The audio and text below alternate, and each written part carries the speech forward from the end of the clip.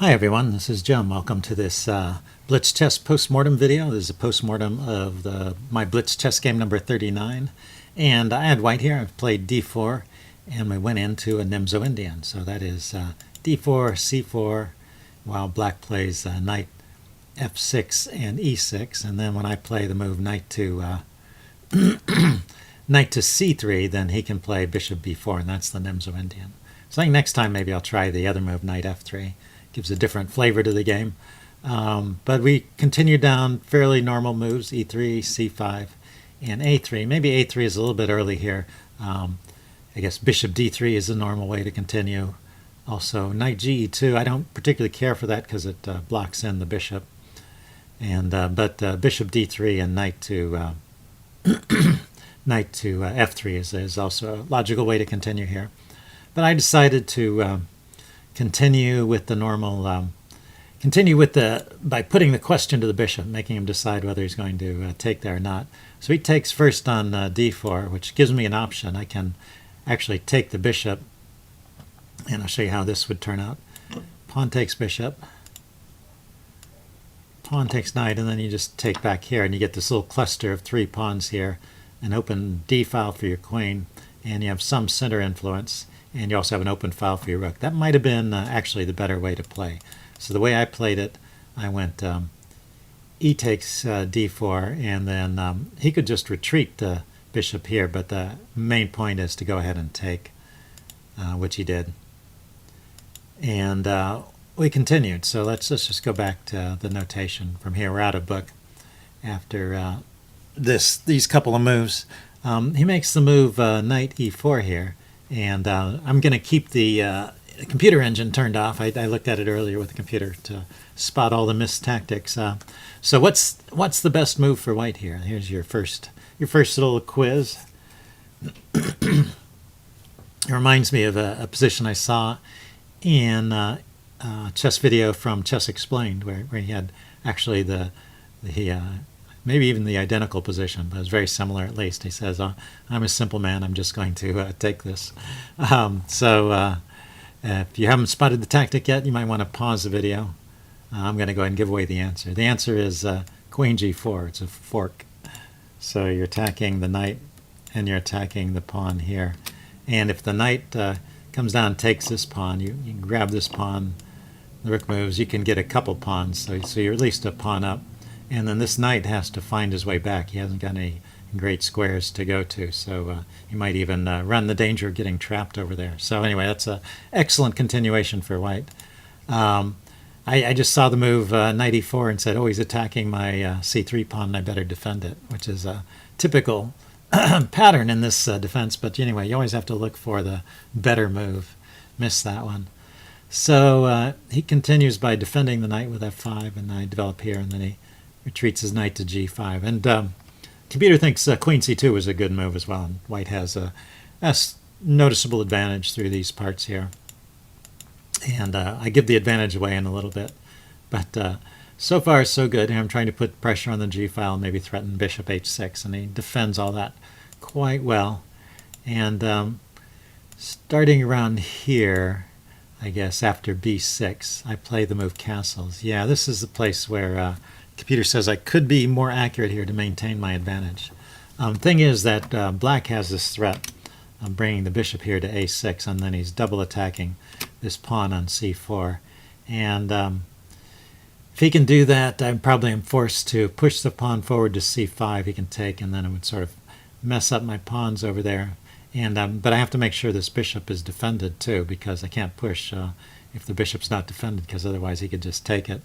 So something to keep in mind here. The computer thinks I should play a preemptive move like bishop to b4, so I can always threaten to trade off that knight if things get sticky over here with respect to the c4 pawn. But I just castled, and he didn't play bishop a6, but at this point the computer thinks I've sort of given away my advantage, opening advantage, and it's pretty even. And again, it really doesn't like this move f3. One thing f3 has done, it's interrupted the communication between the queen and the bishop. So now bishop a6 attacking here would be very strong, probably win a pawn. So the reason I played f3, I just want to point out that he was making a threat. He's got his bishop coming down on the g2 square here, and he's threatening to bring his rook to g6 and double attack there. And that's a little bit tricky to defend.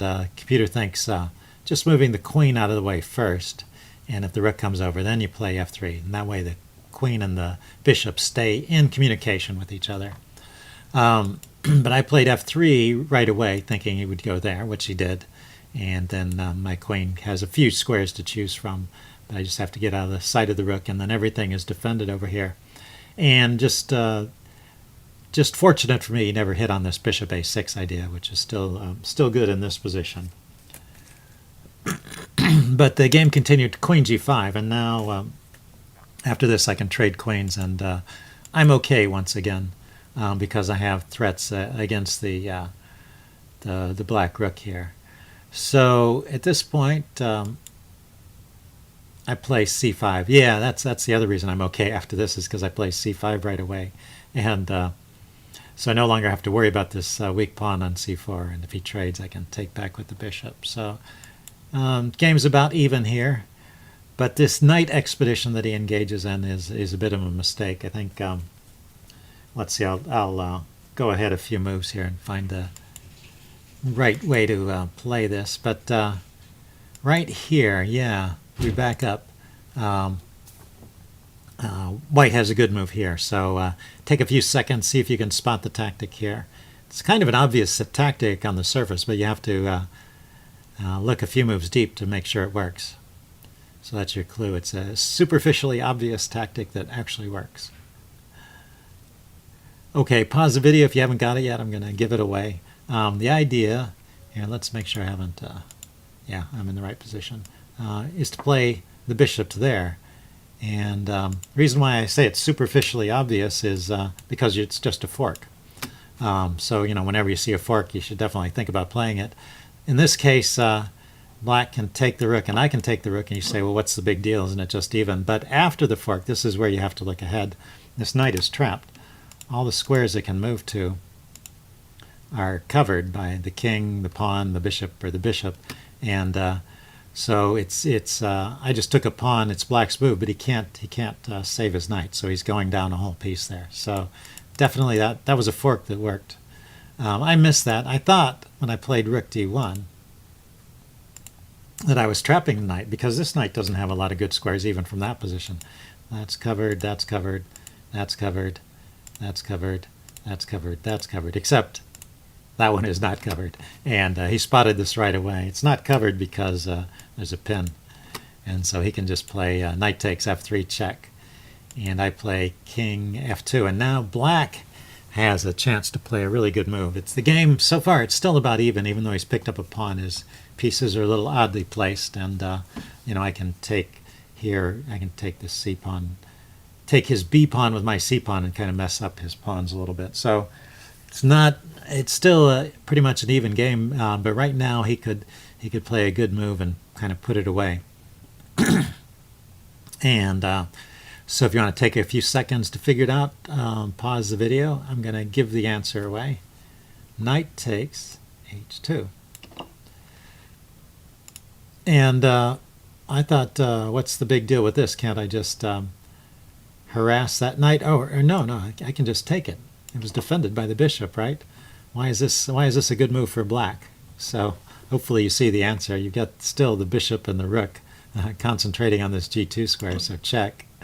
And wherever I go, he picks up the bishop. So he's just won a couple of pawns over there, and my king is exposed, and the pieces are even. So yeah, black is just winning here. So that would have been great. In fact, my best move here is not to take the knight, but to play some other move like maybe rook here, and but he can just retreat the knight and with check, and I'm not going anywhere. I mean, I have not got anything to compensate for the loss of the pawn. So so that would have been a way for black to put the game away. But in this position, after king f2, he went knight h4, and so now it's back to about even again. But his knight shortly gets into trouble, so it's not here. I harassed the rook, thinking, well, if the rook comes here, I can try and pin the knight. But he went back, and then I moved this pawn forward, thinking to cut off escape squares of the knight. So I'm still trying to trap that knight. And he advances his pawn, and then I attack the knight this way. And I thought, well, maybe I'm winning the knight, and maybe he thought the same thing because he played the desperation move, knight takes h4. But it turns out, actually, it's still an even game. After knight to h2, he can go to g4, and I can't take him. I can chase him away from h2, but he's got a safe flight square. So knight h2 to g4 is a perfectly good escape for the knight. He didn't have to play knight takes h4. Now he thought he might get, perhaps he thought he would get some play from this check, which he's probably been itching to play for the last 10 moves or so. But it turns out there's just nothing here that really compensates for the loss of the piece. I just walk my king to safety. I grab a pawn there. I trade off some material by forking the bishop and the rook. And it's pretty much game over. And we play on a few moves, but after I make it clear that I'm not going to give up any more pieces, he decides to resign here. And so I was an okay position to resign, and I checked it with the computer, and white is still winning pretty solidly. So good game. Hope you guys enjoyed that. Leave any comments you have in the section below, and I will see you again soon. Bye.